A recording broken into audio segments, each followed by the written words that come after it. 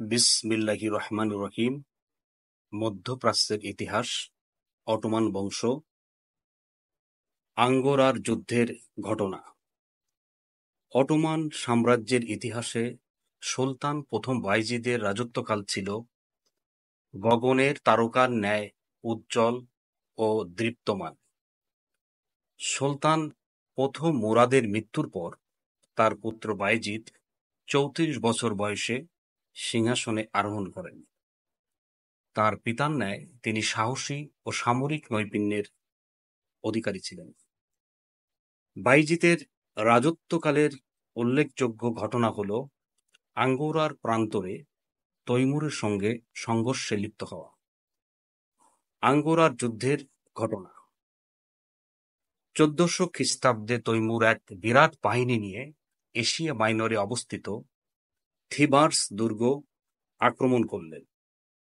তৈমুরের হাত থেকে থিবার্সকে রক্ষা করার জন্য বাইজিদের পুত্র তুঘ্রিল প্রাণপণে যুদ্ধ করে অবশেষে যুদ্ধক্ষেত্রে প্রাণ দিলেন।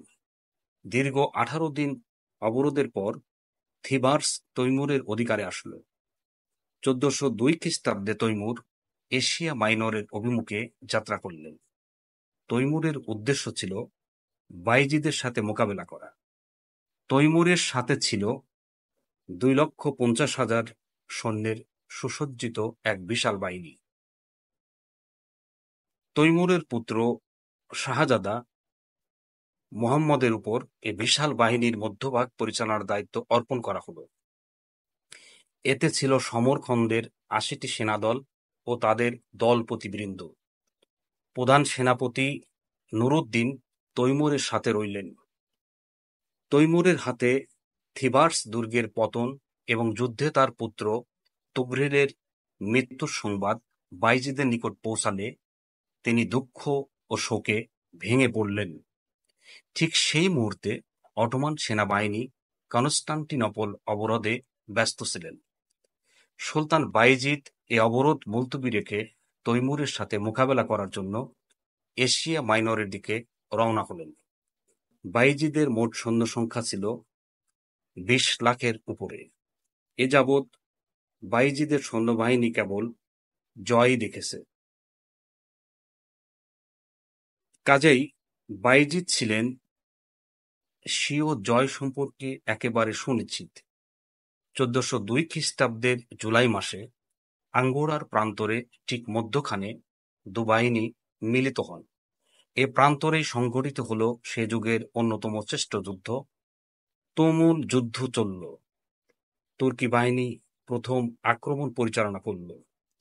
গতি প্রকৃতি প্রথমত অনিশ্চিত বলে মনে হতে লাগল, কিন্তু হঠাৎ করে তুর্কি বাহিনীর সম্মুখ ভাগ হতে বহু সংখ্যক তাতার সৈন্য দলত্যাগ করে স্বজাতি তৈমুরের বাহিনীতে যোগদান করল। এদের সংখ্যা ছিল বাইজিদের সৈন্য সংখ্যার প্রায় ১/৪। ফলে তুর্কি বাহিনীতে চরম হতাশা ও বিশৃঙ্খলা দেখা দিল। বলতে গেলে তুর্কি বাহিনী যুদ্ধের শুরুতে যুদ্ধে হারতে বসল। কোনো উপায় না পেয়ে বাইজিদ তার পুত্র সুলাইমানকে বাম বাহু হতে তীর আক্রমণের নির্দেশ দিলেন, কিন্তু তৈমুর বাহিনীর প্রচণ্ড আক্রমণে যুদ্ধের বেগতিক দেখে সুলাইমান যুদ্ধক্ষেত্র হতে পালিয়ে যান। ক্লান্ত ও হতাশাগ্রস্ত সুলতান বাইজিদের অশ্ব এক পর্যায়ে তীরবিদ্ধ হয়ে মাটিতে পড়ে যায়। ক্লান্ত হতাশাগ্রস্ত সুলতান বাইজিদের অশ্ব এক পর্যায়ে তীরবিদ্ধ হয়ে মাটিতে পড়ে যায়। বাইজিদ বন্দী হলেন। বাইজিদের সাথে আরও বন্দী হলেন তার এক পুত্র, স্ত্রী অলিভিয়া ডেসপিনা। সেনাপতি সমগ্র ইউরোপে ত্রাস সঞ্চারকারী সুলতান বাইজিদকে পরাজিত ও বন্দী করতে পেরে তৈমুরের আনন্দের সীমা রইল না। বন্দী অবস্থায় ৮ মাস পরে ভগ্ন হৃদয়ে ১৪০৩ খ্রিস্টাব্দে বাইজিদ প্রাণত্যাগ করেন। পরিশেষে বলা যায় যে সুলতান বাইজিদ ছিলেন অসাধারণ সামরিক প্রতিভার অধিকারী। সে কারণে সুলতান বাইজিদ অটোমান সাম্রাজ্যের প্রসার ঘটাতে সক্ষম হন। তিনি ১৪ বছরের রাজত্বকালে ১২ বছর যুদ্ধ বিগ্রহে অতিবাহিত করেন।